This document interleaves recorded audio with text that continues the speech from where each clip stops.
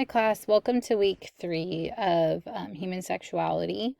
I've been appreciating reading your discussion boards, and I just want to touch on a couple things when talking about authentic sexuality. It's okay that we have differing opinions, and I appreciate your honesty and you discussing your experiences because, one, you never know how you could relate to someone else in the course, and we're going to be different and have different opinions and different ideas, and that's okay. And I want you to be authentic to yourself in this class and authentic to your beliefs and where you're coming from. I know we come from probably a lot of different places. So please don't hesitate to be yourself when you're responding in your discussion boards, as I can see you are. So that's good. But I want to encourage that. I'm going to be talking about a little bit singleness, cohabitation, and then we're going to touch on briefly the male sexual desire disorders, arousal disorders. But when we're talking about singleness and just our culture today, our culture is very charged by sexuality. We find it empowering. Sexual encounters seem to be very common and very sometimes brief. We have our whole hooking up culture that it shows here in the text. It says more than one half of sexually active teens had sexual partners they are not dating, where people just find people and have sex with them. And I think what is misconstrued by our culture is that sex isn't meant to be intimate, because that is what it's meant for. I think whether you are a believer or not, there's some level of bonding that takes place when two people are intimate with one another. And I think when young people or people are very quick to make in the moment decisions or impulsive decisions at the time, not realizing, one, the risks, but then just what that does for future, maybe serious relationships, having those kinds of encounters. One, hooking up, I'm not saying all hooking up, because maybe it's with the same person. I have clients, I know people, they hook up with the same people. So it's kind of like a non-committed, committed relationship. But there is a chance that you're putting yourself in a high risk situation, just because STIs that sexually transmitted infections are rampant. And women may be using forms of birth control, but that's not to say that someone isn't, that doesn't make you safe from not getting, herpes or any sort of sexually transmitted disease, some which lasts a lifetime, like HIV, herpes, some of the ones that have chronic conditions that can lead to cancer, things of that nature. And so we just want to make sure in general, like, this is why knowledge is power. This is why, as you meet with people and talk with people and try to make them more comfortable with sex and talking about sex, is just the ramifications of making decisions, even in the heat of the moment, and then living with a lifetime of consequence. Now, anyone could have these diseases, and I'm not saying you're a bad person or anything of that nature, but there are consequences to some of these conditions, there's consequences to how you have to give birth in the future, or if it's a terminal illness, or if it's something that you could have an outbreak, or something that's silent and you don't realize you have it, and that could lead to a cervical cancer, things of that nature. And so that's where it's really important, I think, for us to have open dialogue with people in our lives, children in our lives, adolescents, teenagers, young adults, even the aging population. STIs run rampant in, senior citizen communities, because, like, seniors want to hook up. That might be gross to some of you, but it's true. And they aren't as knowledgeable about STIs and things of that nature. And so, although pregnancy is not a fear anymore, now they could get a sexually transmitted disease. And that's the last thing a 70, 80-year-old person needs to deal with, And so, anyways, just something, just to be mindful of. I think the more we talk about connecting with people and I think we want to be seen. we want people to see us. And I think sometimes we are validated by desire and lust, but it goes away so quickly. I don't really feel like it fills the void. It's a temporary filler, but it doesn't fill the void. Okay. It shows here a study of 1,925 7th and 8th grade students revealed that males were more likely than females to have engaged in sexual activity and hold a more permissive attitude towards sexual involvement. This was granted in 1996. I think that's changed a lot in young girls. I think girls are aggressive. Maybe that's because I'm a mom of sons, but man, like I feel like girls are very aggressive nowadays. Females are more committed to abstinence, less permissive in their views of premarital sexuality, less likely to view access to birth control or being in love as a justification for sex, and more likely to view sexual urges as controllable and adolescent sexual activity as impediment to future goal attainment. Like that could get in the way. I think a lot's changed. I think a lot's changed in our culture since, some of these stats. However, I do think a lot of times when women choose to have sex for the first time, it tends to be because they're in a committed relationship, not usually on an impulse situation or a hooking up situation. Maybe that's stereotypical. I think that tends to be. Now, what happens after that is probably, I think once sex happens, you just open the door of knowing what it's like. I mean, it was meant to be pleasurable, obviously. And so I think once you've tasted, it's really hard to then draw back. I really do find it more difficult for people. And that's just, I think, factual, and very true. So, just something to be mindful of. I think too, like, when we look at diversity and we're going to be clinicians to all different kinds of people, all different kinds of diverse backgrounds, ethnicities, things of that nature. It's going to be so important because different cultures have a different experience in talking about sexual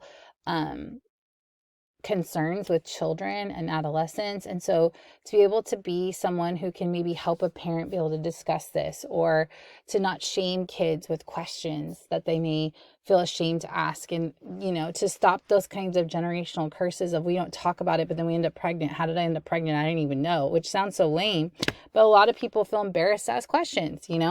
So we could be a change maker in that this is an open dialogue. It's not a nasty dialogue. It's an open dialogue, obviously with safe adults, but just trying to no, this is what happens. This is what it is. You can make it very scientific because it is very scientific. But I think, some cultures, it's so taboo to talk about it, but yet it's happening, and so we really got to work on changing that. Okay, premarital cohabitation. So a lot of people, will say, I'm not going to marry someone unless I live with them. Hey, whatever. But the stats show that is not necessarily, that doesn't work. It doesn't help your marriage. It doesn't make it better. It says here, in addition, the fact that nearly half of all marriages end in divorce, which is depressing. A majority of couples who cohabitate split up before they even get married. People who cohabitated before their first marriage have a greater propensity to cohabitate with another person after they divorce. And those who lived together before marriage had a 50% higher hazard rate of divorcing after marriage than couples who had not cohabitated. And so, if you're living with someone right now, again, I'm not casting judgment. I think a lot of times even in our state, we live in California. It's an expensive place to live. One way of saving costs on rent is be like, let's just move in together. I think cohabitation, what ends up happening sometimes is I think couples start thinking, well, we already have it. Like, what's the need of a committed relationship? What's the need of a marriage? I think people cohabitate and then they learn about each other and then they end up not marrying. But I think for those that do, maybe there's some level of we've already lived together and so we should. And then it falls apart. It's almost like a trial marriage from the books, language that it uses. But I have seen it happen quite a bit in sessions with people who are Christian, people who are not Christian, but where they, decided to live together before and that it didn't work out, or they're trying to navigate how to live together, things of that nature. It's things to be mindful of. And it's not our job to sway people one way or the other. People are going to do what they're going to do, but I think it's trying to walk them through that process and what that looks like. I talked to even someone recently who said that they lived with their partner and then started feeling bad about premarital sex. They got personal conviction. That was their personal conviction. So they continue to live with the person without sex. And so then it created a different dynamic in the relationship. And then they had to address that. And this went on for years. And so there can be some shifts in relationships. And so couples have to be willing to talk about those shifts as it relates to them. Okay. People are looking for the warm fuzzies, the butterflies, the like, oh my gosh, feelings. And for any of you who've probably been married for any period of time or been in a relationship any period of time, you realize those things fade. We have to work to keep that going or keep a light or a fire, because it's very easy to let life and all the things like help squelch that out, and so if you're living for that to stay and you think it's just organically going to stay, you're going to be wrong. And you're going to be disappointed in every relationship, because that's just not how it is. So, things that we need to talk about with couples as we see them, being like, what's the problem? How did we get where we are? These are all questions. A lot of stuff falls back to intimacy. Like, what's going on intimately with the couple? Like, where have they ended up? Like, is sex a chore? Is it something that we're just doing because we have to, or I know my partner needs it, or, all those kinds of things. Those are things that will come up in conversation. But I think also some of these dynamics, with like living together, or we lived together, then we got married, and I thought it was going to be different. I had a couple one time, they told me, well, I thought it would be different. And I'm like, what makes it different? Just because you said some, like, anticipating some feeling or something to be different, but there is nothing different because it was already kind of happening to some degree. And so there was a bit of a letdown and a disappointment. So just things to be mindful. Again, I'm not trying to cast guilt or shame on anyone in our class that's in any of these situations. I'm just trying to share like some information and some statistics on the facts. There's an article in this week for you to read, to check out, to see what your thoughts are on that. And that's what you'll be responding about in the discussion board. Hi class, talking about, premature ejaculation and arousal disorders. I just wanted to touch on, again, with any person, whether it be male, female, whatever, if they're having some sort of sexual dysfunction, they really need to consult a physician. As for men, you never know if someone could be having a blood flow issue or something could be going on physically. And so you really need to have a client, if they mention sexual issues or genital issues, they need to talk to a physician and make sure nothing medical is going on. I would hate for there to be a medical issue. We're ignoring it and just treating the issue that we know from a mental health perspective, and there's something deeper going on that needs to be addressed and is maybe could affect their livelihood or things of that nature. So we always want to refer medical. Now, premature ejaculation, delayed ejaculation, these are all problems that men could have, some sort of arousal problems. Premature ejaculation affects 20 to 30% of all men. So it's a common problem. And I think it's something that men tend to be pretty embarrassed about and don't like to talk about it. And so a lot of times it has to do with just a lot of sensitivity. And, they tend to ejaculate so quickly. So it's like very discouraging. for themselves and maybe frustrating for their partner. Hopefully, if you have a quality partner, they're willing to be patient with you. There's methods like the start stop method to kind of work on desensitization to help improve, lasting longer, where, just working on arousal. And just because I feel aroused, I can feel aroused, and then I can kind of control where I'm at and still not go all the way to the point of ejaculation. And so the start stop method is a really good one. It's a way of kind of working with the body to kind of get used to a certain level of arousal, and then trying to stop, and then kind of pushing that limit again, and then stop. A lot of times when a partner is working with somebody with this kind of an issue, the goal isn't necessarily even penetration. The goal is just getting comfortable and working on arousal and feelings and all those kinds of stuff. Now, a person's mood and how they're feeling about themselves could be too, how it's affecting, even how they feel about their body could be affecting their ability to perform as they so choose. And so, just really making sure that they're talking with their partners about what's going on, because it can feel very personal, I think, for a partner, like, oh, my person isn't able to get an erection, or, oh, they're ejaculating really quickly, like what's wrong with me, when maybe it has nothing to do with them. But there's a lot of embarrassment around it. And I think it's because guys, and how, guys tend to talk about their penises is usually in such a way that, it doesn't leave a lot of room for people who feel insecure about something to have a say in the game.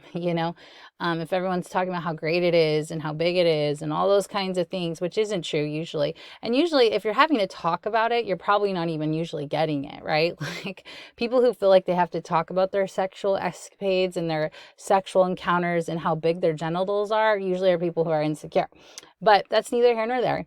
But it doesn't leave a lot of room for someone who is struggling or who is having insecurity to talk, and so it can be a very shameful topic. And so as a clinician, we're coming alongside our client, hopefully giving them room to share and be like, okay, let's talk about this. Like, maybe we can bring in their partner. We can work on things together. Obviously not in front of you, but like give them fun homework, sometimes just alleviating the pressure can help with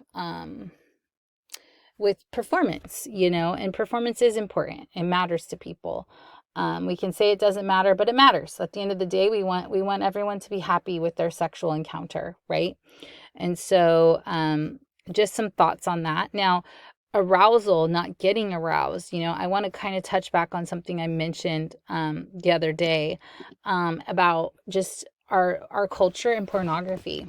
And pornography has definitely affected our our society, and it's definitely affected how men perform.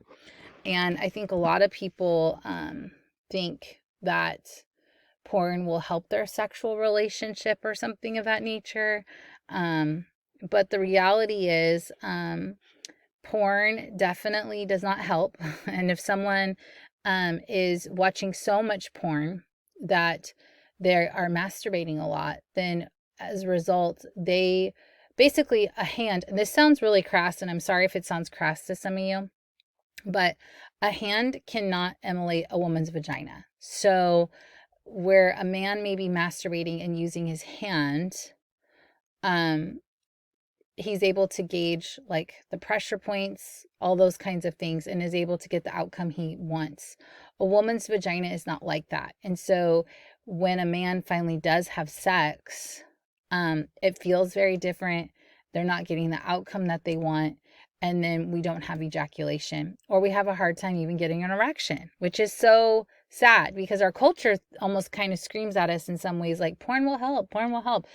And porn is a release. I'm not saying it's a good release. I think it's quite toxic because of what it does in the mind. There's many famous people who are not Christians. Billie Eilish, I think of that guy who was married to Katy Perry for like a second. Is it Brant? Is his last name Russell Brand, I think? Who shared very openly and candidly how much porn has ruined his life. It's just a deep, dark hole that usually doesn't get any better. And the darker you go, the bigger it can be to being in trouble and getting into things that are really bad for you. And it's hard as the images don't leave your brain. So it's a big deal, it's a really, really big deal. And so, it's important that we're asking our clients these hard questions so that we can better understand what's going on. Because someone might say, well, I'm having, ED, erectile dysfunction, and I'm having a hard time having an orgasm or getting hard, as people would say, and be like, okay, let's talk about some of your behavior. Like, what's going on with you? Are you looking at pornography? Like, I can't really best try to understand what's happening unless people are being honest with what's going on. So it's really important to ask really good questions so we can get the truth, because probably a lot of people won't be very forthcoming, like, oh yeah, I watch hours of porn all day, but people do, people do. And it's just a problem. And that could be a reason why there is erectile dysfunction. Like, we have all these commercials on TV that talk, got the floating carrots that are all crooked falling from the sky. We have, we hear about, the little blue pill, we even had a president advertise the little blue pill. Well, I take it back. He wasn't a president. He was a presidential candidate, Bob Dole, Viagra. So there are medications that can help with erectile dysfunction. But I think, there are methods that we can work with the person. Maybe there's even a pressure. We talk about pressure, emotional issues, depression, anxiety going on. Maybe there's a health concern. So it's a lot of a process of elimination to see what can we talk about, or what can I assign you as homework with your partner to navigate so that we can get to, a different place with these issues. So, just some feedback, just some comments, any questions or concerns, please don't hesitate to reach out to me. I hope you find this helpful and you're finding these lectures helpful. I hope you guys have a wonderful week 3.